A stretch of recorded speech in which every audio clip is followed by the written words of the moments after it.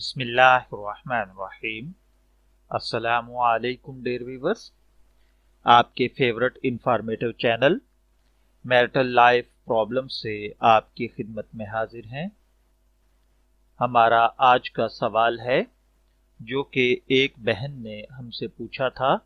उनके बकौल उनके घर के बेशतर मसाइल का सबब ये है कि उनके शोहर अपने माली मामलात से उन्हें बेखबर रखते हैं और उन्हें ये पसंद नहीं है कि उनके बिजनेस की जो मालूमात हैं वो उनकी बीवी को हासिल हों।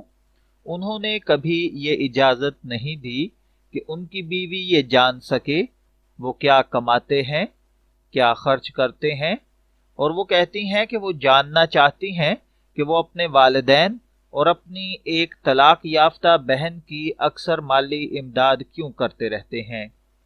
जब भी उनकी वाइफ अपने शोहर से कहती है कि वो उनके वालिदैन की माली हालत तो बहुत अच्छी है, उन्हें किसी किस्म की मदद की ज़रूरत नहीं, तो उनके शोहर उनके ख़ानदान को बुरा भला कहना शुरू कर देते हैं। अगर वो उनसे उनकी तलाक याफ्ता बहन की हेल्प के बारे में कभी कुछ पूछें तो वो जवाब देने से गुरेज करते हैं। क्या ये रवैया उनका दुरुस्त है? यानी बहन के पूछने का मतलब ये है कि क्या ये सब कुछ जानने का एक बीवी को हक हासिल है या नहीं। अब वो बहन ये भी कहती हैं कि वो शादी से पहले मुलाजमत किया करती थी। जब वो पहली बार उम्मीद से हुई तो उन्होंने ये मुलाजमत छोड़ दी। इस पर उनके शोहर ने उनके पास जितनी रकम थी वो सब अपने अकाउंट में ट्रांसफर कर ली और इस वक्त से उन्होंने उन्हें एक रकम की पाई भी नहीं दी है। अब देखिए इसका जवाब मैं आपको डिटेल से अर्ज करता हूं। मेरा ख्याल है कि इन बहन का मसला बराह रास्त मुझसे मुताल्लक नहीं है, ताहम उनके मसले के बाज़ पहलुओं की इस्लामी नुक्ता नज़र से तशरीह की ज़रूरत है। मैं कोशिश करता हूँ कि इन पहलुओं की वजाहत के साथ साथ उन्हें कोई मशवरा भी दे सकूं। देखिए मेरी बहन, यकीनन आपके शोहर को इस बात का कोई हक नहीं कि वो आपकी वो रकम खुद हासिल कर लें जो आपने मेहनत करके कमाई थी और फिर वो उस रकम को अपनी जाती रकम के तौर पर अपने अकाउंट में जमा कर लें, जबकि आपने ये रकम तोहफे के तौर पर उनके हवाले नहीं की थी। अगर ये बात आप दोनों के दरमियान वाज़े थी कि ये रकम आप ही की रहेगी तो ये रकम अब भी आप ही की है। आपके शोहर को इस बात का कोई हक नहीं कि वो आपको इस रकम के हुसूल से रोकें, ना ही वो इस रकम को अपनी मर्जी से खर्च कर सकते हैं। आपके शोहर इस रकम को अपने खानदान के अखराजात पूरे करने के लिए भी यूज नहीं कर सकते, क्योंकि आपकी कफालत की जिम्मेदारी उन पर है, खा आप उनसे ज्यादा दौलतमंद ही क्यों ना हो। दूसरी जानिब आपके शोहर को भी इस बात का पूरा हक हासिल है कि वो अपनी रकम जिस तरह चाहें खर्च करें, बशर्ते कि वो आप और आपके बच्चों की देखभाल अच्छी तरह कर रहे हों।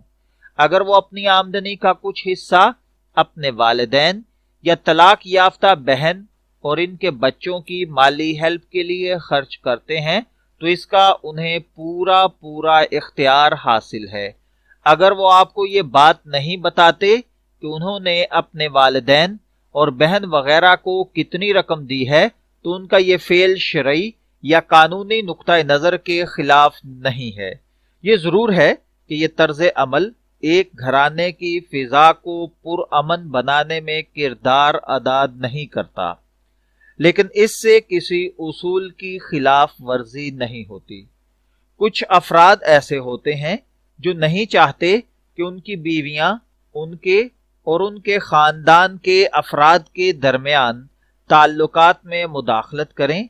ये मुमकिन है कि आपके शोहर ने सोचा हो कि अगर उन्होंने आपको उनके वालिदैन और बहन को दी जाने वाली तमाम रकम से आगाह कर दिया तो इस तरह ज्यादा मसाइल पैदा होंगे। یہ بھی ممکن ہے کہ وہ پراسرار فطرت کے مالک ہوں۔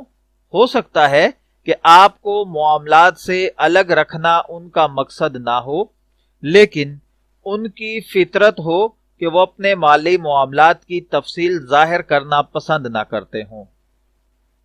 اب جبکہ وہ اپنی حد تک ذمہ داریاں ادا کر رہے ہیں، آپ کی اور آپ کے بچوں کی دیکھ بھال کر رہے ہیں، انہوں نے آپ کو اچھا معیار زندگی دیا ہے، تو آپ کو اس بات کی اجازت نہیں دی جا سکتی کہ آپ اس معاملہ کو اتنا سنگین بنا لیں کہ وہ آپ کی شادی کے لیے خطرہ بن جائے۔ یہاں پر میں یہ تسلیم کرتا ہوں کہ آپ جیسی کسی بھی تعلیم یافتہ نوجوان بہن کے لیے اس طرح کی صورتحال قبول کرنا بہت دشوار ہوتا ہے کہ ایسی سچویشن سے اسے باخبر رکھا جائے جنہیں وہ اپنے اور اپنے خاندان سے متعلق تصور کرتی ہے۔ اب ہوتا کیا ہے، ممکن ہے کہ وہ یہ محسوس کرتے ہوں کہ اسے جان بوجھ کر الگ تھلگ رکھا جا رہا ہے، لیکن اس صورتحال کا ایک اور پہلو بھی ہے۔ دیکھیے میری بہن، یہ بھی تو ممکن ہے کہ آپ کے رویے کی وجہ سے آپ کے شوہر کو یہ فیل ہوتا ہو کہ آپ اپنے شوہر کی جانب سے ان کے خاندان والوں کی مالی ہیلپ کی مخالفت کرتی ہیں۔ آپ نے اپنے شوہر سے کہا بھی ہے کہ ان لوگوں کو ہیلپ کی کوئی ضرورت نہیں ہے۔ ہو سکتا ہے کہ آپ کے شوہر کا نقطہ نظر بالکل اس سے اپوزٹ ہو۔ ایسا فیل ہوتا ہے کہ وہ ایک فرض شناس بیٹا بن کر رہنا چاہتے ہیں اور اپنی یہ ذمہ داریاں محسوس کرتے ہیں کہ انہیں اپنے والدین کا معیار زندگی بلند کرنے کی کوشش کرنی چاہیے۔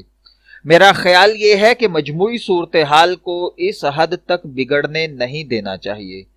دلائل کی بار بار تکرار کرنے سے کوئی مدد حاصل نہیں ہو سکتی، بلکہ اس سے مفاہمت کی فضا بحال ہونا نہایت مشکل ہو جائے گا۔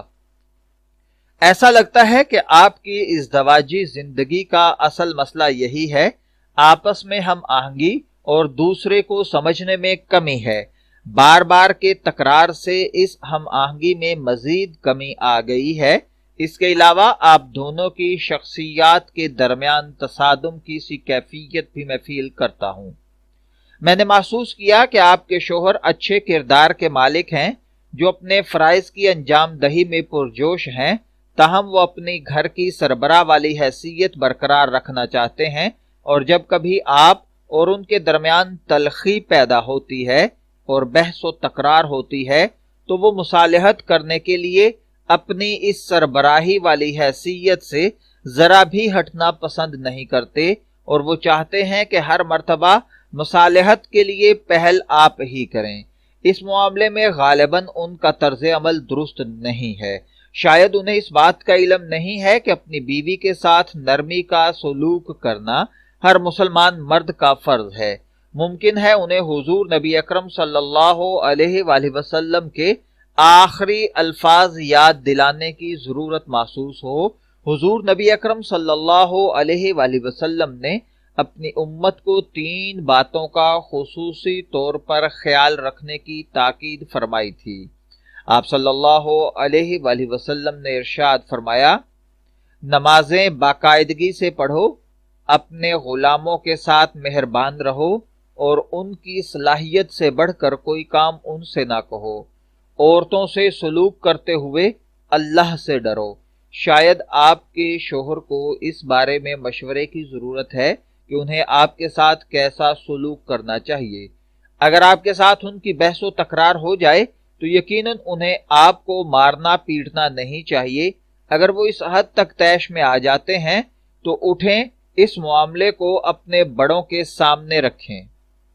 میرا خیال ہے کہ آپ اپنے گھریلو ماحول کو نمایاں طور پر بہتر بنا سکتی ہیں، تاہم اس کے لیے آپ کو سخت محنت کے ساتھ ساتھ فہم و فراست اور اسی طریقے سے اگر ممکن ہو سکے تو ضبط و تحمل سے بھی کام لینا ہوگا۔ سب سے پہلے آپ اپنی ازدواجی زندگی کا نئے سرے سے جائزہ لیں، اس کے اچھے پہلوؤں کا تعین کریں اور اپنے شوہر کی ان صفات کو تلاش کریں جو آپ کو پسند ہیں۔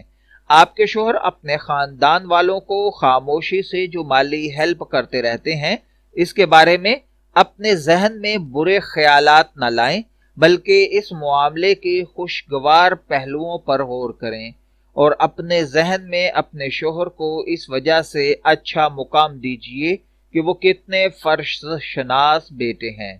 آپ اپنے شوہر کی جانب سے ان کے خاندان کے افراد کی مالی مدد کے معاملے پر بحث طویل عرصے کے لیے ترک کر دیں، حتیٰ کہ آپ کے شوہر کو یہ فیل ہو جائے کہ آپ ان کے اس عمل کی مخالفت نہیں کرتی۔ جب آپ یہ کام کر چکیں تو آپ اس کوشش کا آغاز کریں کہ آپ کے شوہر گھر میں رہ کر خوشی محسوس کریں۔ جب وہ دفتر سے گھر واپس آئیں تو وہ یہ دیکھیں کہ گھر کی تمام چیزیں خریدنے سے اپنی جگہ پر رکھی ہوئی ہیں اور آپ موزوں لباس پہن کر خوشگوار موڈ میں ان کا انتظار کر رہی ہیں۔ آپ خود کو اس طرح تیار کریں گی کہ آپ اپنے شوہر کو اچھی لگیں۔ یہ باتیں آپ کے شوہر پسند کریں گے۔ جب آپ اپنے شوہر کے ساتھ کھانا کھانے بیٹھیں تو آپ دوستانہ انداز میں بات چیت کریں۔ اگر آپ کو دن میں کوئی ناخوشگوار واقعہ پیش آیا ہے اور آپ اس واقعہ کو شوہر کے علم میں لانا چاہتی ہیں تو کچھ دیر کے لیے رک جائیں تاکہ آپ کے شوہر ذرا آرام کر لیں۔ کوشش کریں کہ گھر میں آپ کے شوہر کا وقت بہت خوشگوار گزرے۔ اس طرح ماحول تبدیل ہوگا اور آپ کے شوہر پر زیادہ الفاظ استعمال کرنے کے لیے ہر وقت تیار رہیں گے۔ اپنے شوہر کے سامنے ان کے خاندان کے افراد کا ذکر اس انداز سے کریں کہ انہیں اپنی خوش دامن سے محبت کرتی ہیں۔ اس طرح آپ کی ازدواجی زندگی خوشیوں کی شاہراہ پر گامزن ہو جائے گی۔ لیکن میں آپ کو خبردار کرنا چاہتا ہوں کہ اس سارے عمل میں خدا را آپ غرور میں کبھی مبتلا نہ ہوں۔ ایک خاندانی ماحول میں غرور و تکبر کی کوئی جگہ نہیں ہے۔ اگر آپ کے شوہر آپ سے پوچھیں کہ آپ میں تبدیلی کیسے آ گئی تو آپ انہیں بتائیں کہ آپ ان کے ساتھ خوش رہنے کی خواہش مند ہیں۔ مجھے یقین ہے کہ اگر آپ نے یہ طرز فکر اپنایا تو آپ محسوس کریں گی کہ آپ کے گھر میں مثبت اور مفید تبدیلی آ رہی ہے۔ میری دعا ہے کہ آپ اپنی ازدواجی زندگی نہایت خوشگوار انداز میں گزاریں۔ اجازت چاہیں گے، پھر ملیں گے کسی نئے موضوع و گفتگو کے ساتھ۔ تب تک کے لیے اللہ حافظ۔